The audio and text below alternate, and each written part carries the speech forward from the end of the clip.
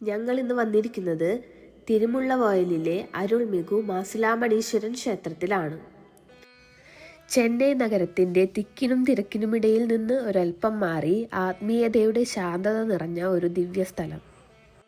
നൂറ്റാണ്ടുകളുടെ പഴക്കമുള്ള ഈ ശിവക്ഷേത്രം ഭക്തിയുടെയും ചരിത്രത്തിൻ്റെയും അത്ഭുതങ്ങളുടെയും ഒരു സംഗമസ്ഥാനമാണ്.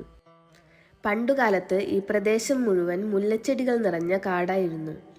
ശിവഭക്തനായ തൊണ്ടൈമാൻ രാജാവ് കുറുമ്പർ ഗോത്രക്കാരായ വാണൻ, ഓണൻ എന്നിവരുമായുള്ള യുദ്ധത്തിനിടയിലെ പടയോട്ടത്തിനിടയിൽ ഈ കാട്ടിലൂടെ സഞ്ചരിക്കുകയായിരുന്നു. അപ്പോൾ രാജാവിൻ്റെ ആനയുടെ കാൽ ഒരു മുല്ലച്ചെടിയിൽ കുടുങ്ങി. രാജാവ് മുല്ലച്ചെടി വെട്ടിമാറ്റുന്നതിനിടയിൽ അപ്രതീക്ഷിതമായി മുല്ലച്ചെടികൾക്കിടയിൽ നിന്ന് രക്തം ഒഴുകാൻ തുടങ്ങി. ഭയന്ന രാജാവ് ഉടൻ തന്നെ ആ സ്ഥലം ഖനനം ചെയ്യാൻ നിർദ്ദേശിച്ചു. അത്ഭുതകരമായി അവിടെ നിന്ന് രക്തം വാർന്നുകൊണ്ടിരുന്ന ഒരു സ്വയംഭൂ ശിവലിംഗം പ്രത്യക്ഷപ്പെട്ടു. ശിവഭക്തനായ രാജാവിന് താൻ ചെയ്ത തെറ്റിൽ ആഴത്തിലുള്ള മനോവിഷമം തോന്നി. ശിവലിംഗത്തിന് മുറിവേൽപ്പിച്ചതായി കരുതി സ്വന്തം ശരീരത്തിൽ മുറിവേൽപ്പിക്കാൻ അദ്ദേഹം ശ്രമിച്ചു.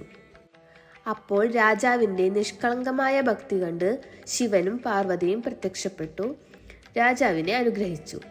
മാത്രമല്ല, യുദ്ധത്തിൽ വിജയിക്കാനായി ശിവന്റെ വാഹനമായ നന്ദിയെ സൈന്യത്തോടൊപ്പം അയക്കുകയും ചെയ്തു. ശിവാനുഗ്രഹത്താൽ രാജാവ് യുദ്ധത്തിൽ ജയിക്കുകയും പിന്നീട് ആ സ്ഥലത്ത് ശിവലിംഗം പ്രതിഷ്ഠിക്കുകയും ചെയ്തു. ഈ ക്ഷേത്രത്തിലെ ഏറ്റവും ശ്രദ്ധേയമായ ഒരു പ്രത്യേകതയാണ് പുറത്തേക്ക് ദർശനമായി ഇരിക്കുന്ന നന്ദി. സാധാരണയായി ശിവക്ഷേത്രങ്ങളിൽ നന്ദി ശിവലിംഗത്തെ അഭിമുഖീകരിച്ചാണ് ഇരിക്കുന്നത്. എന്നാൽ ഇവിടെ നന്ദി പുറംവശത്തേക്ക് അഭിമുഖീകരിച്ചിരിക്കുന്നു. ശിവാജ്ഞ പ്രകാരം ഈ പ്രദേശത്തെ ജനങ്ങളെ ശത്രുക്കളിൽ നിന്ന് രക്ഷിക്കാൻ സജ്ജമായ നിലയിലാണ് നന്ദി ഇരിക്കുന്നത് എന്ന ഒരു വിശ്വാസമാണ് ഇതിന് പിന്നിൽ. ഇവിടെ ഭഗവാൻ ശിവൻ മസിലാമണീശ്വരൻ എന്ന പേരിലും പാർവതീദേവി കൊടിയുടെ നായകി അമ്മൻ എന്ന പേരിലും ഭക്തർക്ക് അനുഗ്രഹം നൽകുന്നു. വിവാഹം, സന്താനം, കുടുംബസമാധാനം എന്നീ കാര്യസിദ്ധിക്കായി അനേകം ഭക്തരുടെ പ്രാർത്ഥനകൾ നിറവേറുന്ന ഒരു ദിവ്യസ്ഥാനമായി ഈ ക്ഷേത്രത്തെ വിശ്വസിക്കുന്നു.